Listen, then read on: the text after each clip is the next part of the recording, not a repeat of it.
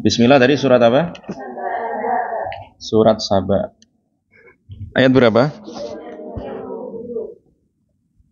37. Coba dibaca lagi. Yang keras pakai mic. Mic-nya bisa nggak? Bisa. Ya udah langsung aja baca. Baca lagi. Urfa baca.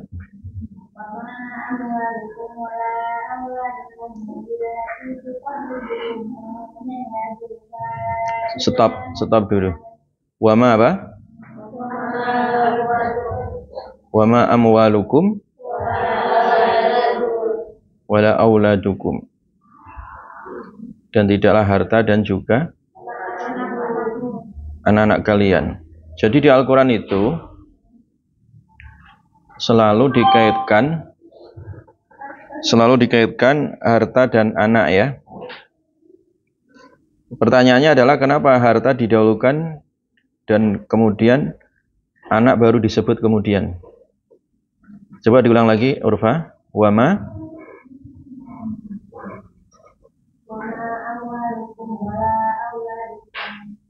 ya kan? Wama amwalukum wala auladukum. Terus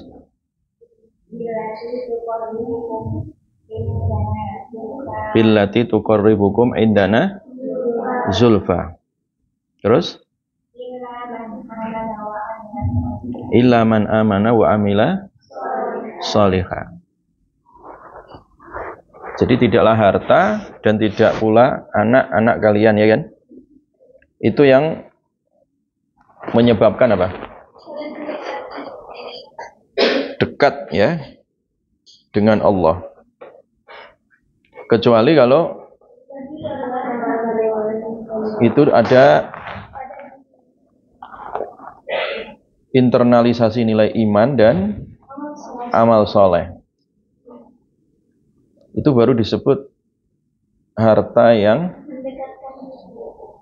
bermanfaat ya, harta yang bermanfaat jika dipakai dengan iman dan amal soleh. Dan itu sebaik-baiknya harta. Ini konsep yang pertama ya, konsep harta sebagai sarana apa tadi? Iman dan amal soleh. Nah, didahulukan harta dulu, baru kemudian anak, karena memang kecondongan manusia terhadap harta itu lebih ya daripada yang lainnya, termasuk terhadap anak itu. Jadi kecondongan terhadap harta itu nomor satu bagi manusia ya, secara lumrah ya, secara umum. Hanya saja dalam pandangan orang-orang yang beriman, harta itu dijadikan bukan sekedar alat transaksi yang punya nilai tadi ya, atau yang bisa disimpan, atau hanya sekedar dicondongi ya kan, tapi lebih kepada sarana untuk mendukung dalam penguatan keimanan dan beramal soleh. Itu konsep harta yang paling sempurna ya dalam Al-Quran. Nah, ada lagi, karena harta yang begitu dicondongi manusia disebut oleh Allah wa innahu lihubbil khairi lasyadid. Ya kan, surat apa itu? Al-Adiyat. Sesungguhnya manusia itu cinta terhadap harta sangat dahsyat ya, lasyadid ya. Nah, sehingga harta itu menjadi perhiasan ya. Perhiasan itu kan cantik ya, perhiasan itu kan indah ya kan. Di mata siapa? Manusia.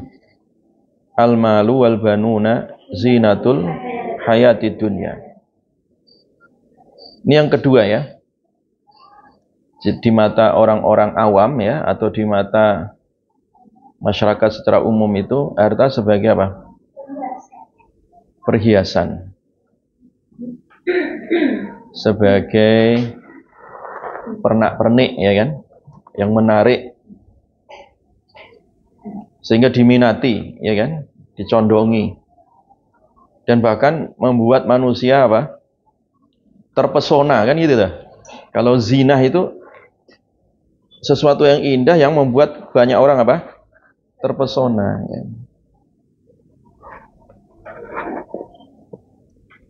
Jelas kan ya? Karena terpesona kalau tidak diisi dengan iman, apa yang terjadi? Jadi fitnah. Makanya lanjutan ayat di surat lain itu disebut apa? Innama amwalukum wa auladukum fitnah. Sesungguhnya harta dan anak kalian apa? Fitnah. Jadi tadi konsep harta yang pertama adalah sebagai apa tadi? Sarana mendukung iman dan amal saleh. Yang kedua sebagai perhiasan yang menjadikan banyak orang terpesona, ya. Yang ketiga, ketika harta tidak dikendalikan dengan iman dan amal soleh, yang terjadi harta menjadi sarana fitnah. Menjadi apa? Sarana fitnah. Iya kan? Contohnya apa tadi? Seorang menteri yang duitnya banyak, yang biasanya minum teh di pinggir jalan cuma 2.000 rupiah, ini minumnya satu gelas 30 juta. Dan itu minuman keras. Fitnah nggak? Fitnah. Ya kan? Itu harta yang menjadi apa? Fitnah. Dipakai untuk hura-hura, senang-senang. Ya. Main untuk judi online, ya. Main perempuan, ya. Dipakai untuk mabu-mabuan, ya kan? Dipakai untuk pesta-pesta yang membahayakan, ya. Itu namanya apa? Fitnah. Nah, indikator fitnah harta itu apa? Yang pertama apa? Disalahgunakan untuk maksiat. Disalahgunakan untuk apa? Maksiat. Atau melakukan hal-hal yang apa? Yang haram. Kan sarana dia. Kalau nggak punya harta kan nggak punya kesempatan untuk apa? Melakukan tindakan tercela, ya kan? Betul kan? Jadi harta sebagai fitnah itu maksudnya harta yang disalahgunakan untuk maksiat, itu satu. Yang kedua, harta yang digunakan untuk melampaui batas dari yang mubah. Melampaui batas dari batasan apa? Mubah. Akhirnya karena dia punya duit, punya harta, semua dibeli. Semua diapakan? Dikoleksi. Sepatunya ada 3 lemari. Nah, itu dosa itu. Kenapa? Melampaui apa? Batas. Orang punya sepatu boleh nggak? Tapi kalau 3 lemari, melampaui batas. Makan. 1 piring boleh nggak? Kalau 10 piring? Kalau kuat. Ya nggak ada orang kuat 10 piring. Mukbang. Nah, itu haram itu. Budaya apa? Mubadzir. Mukbang itu kan semua dimakan ya, daun-daun dimakan, terus sampai apapun dimakan, ya. Nah, jadi 1 ember itu ya, 1 meja dimakan semua. Apalagi aki-aki lagi udah mau mati itu ya, jadi makan segitu banyaknya. Besok lagi kena asam urat, kolesterol naik, darah tinggi, pekan depan kena stroke. Kenapa? Melampaui batas. Tunjukkan ke ustadz siapa yang biasa mukbang itu kemudian sehat. Nggak ada. Badannya jadi mekar, ya. Kemudian obesitas dini, ya. Karena penyakit itu muncul dari apa? Makanan dan perut. Ya. Kulu washrabu wala tusrifu. Makan minum boleh, tapi tidak boleh israf. Makan kan mubah kan, tapi kalau dia melampaui batas yang mubah, kekenyangan, dibuang-buang, itu namanya mubazir. Namanya apa? Ini masuk dalam kategori harta yang apa? Fitnah. Pertama dipakai apa tadi? Sarana maksiat. Punya HP mubah nggak? Tapi kalau dipakai chattingan, dipakai mainan sama cowok, nah misalkan ya, atau pakai judi online, itu jadi apa? Fitnah. Jadi fitnah.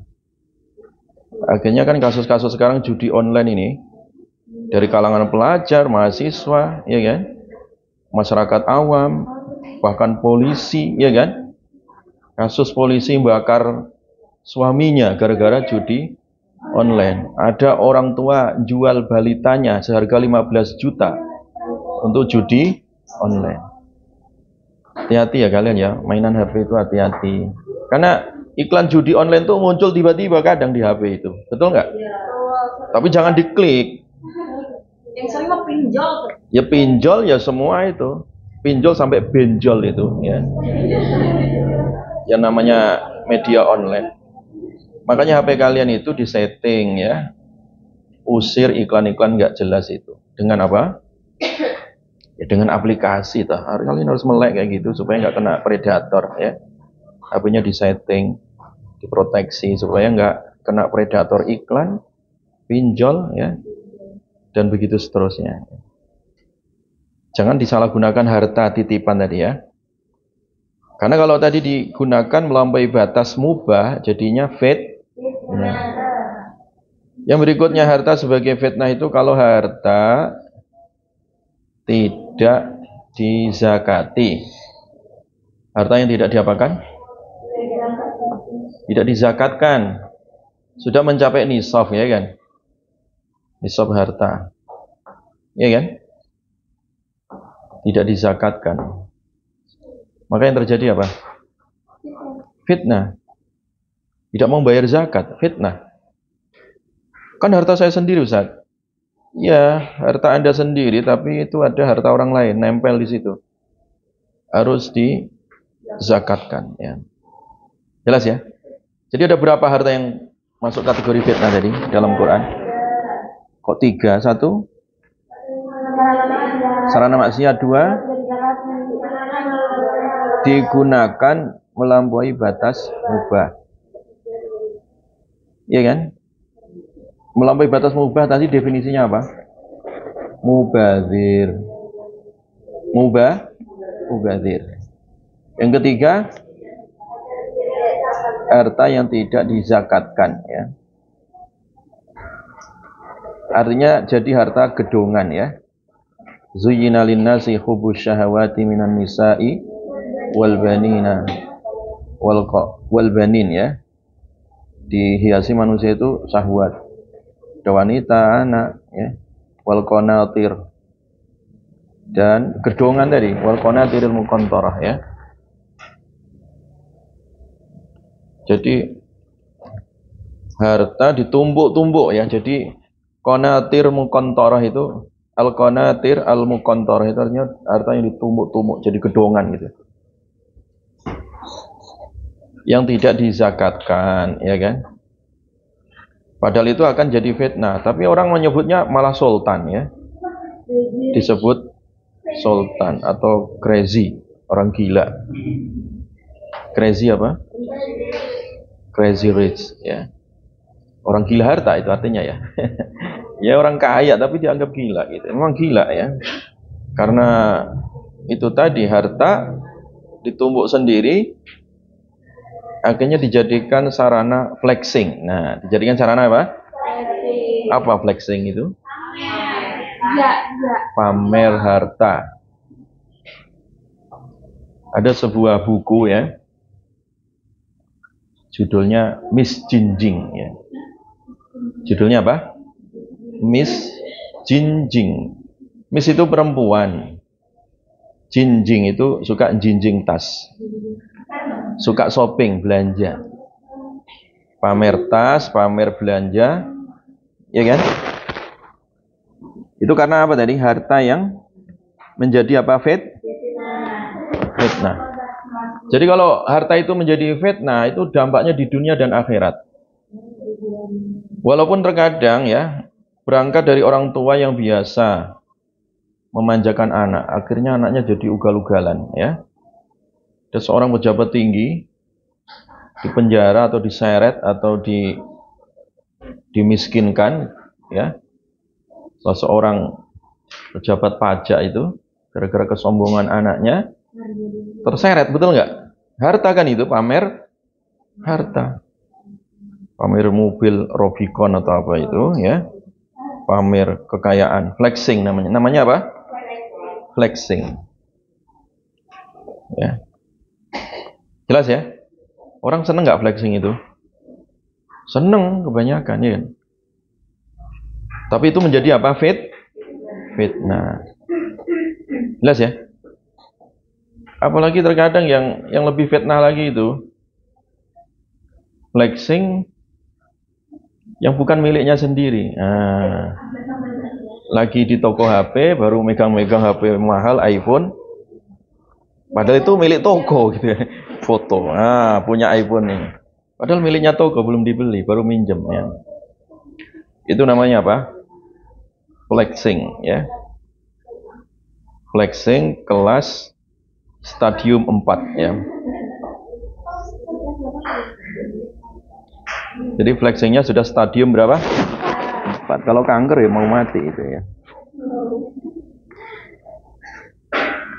Jelas ya? Jadi itulah konsep harta di dalam apa? Al-Quran. Ya. Ada pertanyaan sampai sini?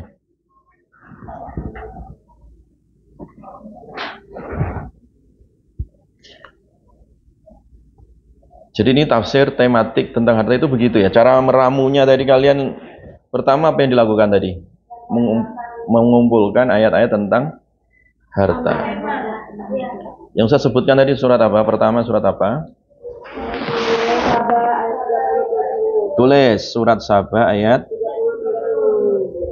Terus yang kedua tulis surat Kahfi 46. Kemudian surat At-Taghabun ayat 15 tadi yang saya sebutkan. Kemudian surat Ali Imran ayat 14 ya.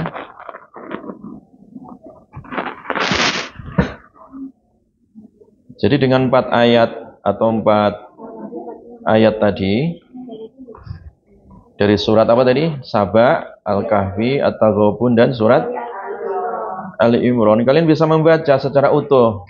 Oh, ternyata konsep harta tadi itu terdiri dari berapa tadi? Dari 3. Harta yang paling baik yaitu harta yang dijadikan kendaraan untuk memperkuat keimanan dan amal soleh. Yang kedua, harta hanya sekedar dijadikan pesona. Dan ini harus waspada, ya kan? Rawan di situ. Kecondongan terpesona terhadap harta. Kalau tidak dikendalikan, akhirnya naik lagi menjadi fitnah, ya, menjadi fitnah. Nah, kalau orang sudah terfitnah hatinya, ya, itu bahaya enggak? Bahaya. Oleh karena itu, kita manusia yang mukmin harus bisa mengendalikan tadi harta ya. Bukan berarti enggak boleh punya harta. Justru orang mukmin itu harus kaya ya. Pemilik harta harus di tangan umat Islam, ya kan? Ketika harta itu di tangan umat Islam, dijadikan untuk apa? Kemaslahatan, betul nggak? Sehingga nggak ada orang miskin gara-gara judi online. Kenapa? Dia punya harta banyak jadi lapangan pekerjaan. Nggak ada orang nganggur, bayar zakat, infak, sedekah, wakaf, ya kan? Ya. Nah, kejahatan-kejahatan yang sekarang merajalela itu kan karena faktornya salah satunya dorongan apa? Ekonomi. Terakhir kemarin ada kasus mahasiswa jambret, ketangkap polisi ketika ditanya untuk apa? Untuk bayar kuliah. La ilaha illallah. Karena kemiskinan, betul nggak? Nggak ada lapangan pekerjaan misalkan. Ada orang lagi begal, ngerampok, ya, atau terkena judi online itu kan karena salah satu faktor karena apa? Kurangnya apa? Lapangan pekerjaan. Kalau orang itu sibuk dengan pekerjaannya, ya, dia punya penghasilan, itu kan nanti akan mendatangkan salah satunya kesejahteraan. Kalau orang sejahtera kan nggak ada maling, ya kan? Betul kan? Nah, rumus sejahtera itu apa? Kenyang perutnya, aman hatinya, ya. Itu konsep harta juga. Li'ila fi Quraisyin ila fihim rihlatash syita'i was-shaif falyabudu rabb hadzal bait alladzi at'amahum amanahum min khauf, ya. Jadi orang itu kalau aman dari lapar, aman perutnya, sejahtera fisiknya, dan sejahtera aman hatinya, sejahtera mentalnya, ya kan? Itu makmur namanya. Namanya apa? Makmur. Nah, salah satu cara untuk memakmurkan tadi kan melalui apa? Konsep apa? Harta. Iya kan? Paham kan? Harta itu menjadi maslahat sarana untuk apa? Ibadah. Semua pakai harta kan ya? Iya, hidup pakai harta. Mati aja pakai harta, betul nggak? Pakai harta. Mana ada orang mati gratis? Ada orang mati gratis. Karena nggak ada orang mati digital, dikirim sendiri ke kuburan, nggak ada. Dia harus dikafankan, iya kan? Butuh kain kafan, betul. Ambulan, butuh bensin, ya kan? Tukang gali di kuburan, betul kan? Semua pakai harta. Makanya tadi umat Islam itu harus menjadi pemilik apa? Harta dan pengendali harta. Nah, masalahnya yang pemilik harta di dunia ini yang menguasai siapa sekarang? Orang kafir. Orang-orang ateis, orang-orang komunis, kapitalis, orang-orang borjuis, ya, orang-orang yang pragmatis, ya. Sehingga harta-harta itu dijadikan apa? Alat untuk jual beli, alat kekuasaan, ya. Akhirnya lahirlah pemimpin yang tidak punya integritas, ya. Orang nggak jelas, nggak paham leadership, jadi pemimpin negara, rusak nggak? Rusak. Tapi karena dia bisa bayar, pemilu dibayar, iya kan? TPS-nya dibayar, disogok, disuap, dia punya harta. Hartanya dijadikan sarana untuk kecurangan, ya kan? Akhirnya produk dari kecurangan kehancuran, kan gitu. Tapi kalau itu harta di tangan umat Islam, justru harta itu mendatangkan apa? Banyak manfaat dan maslahat.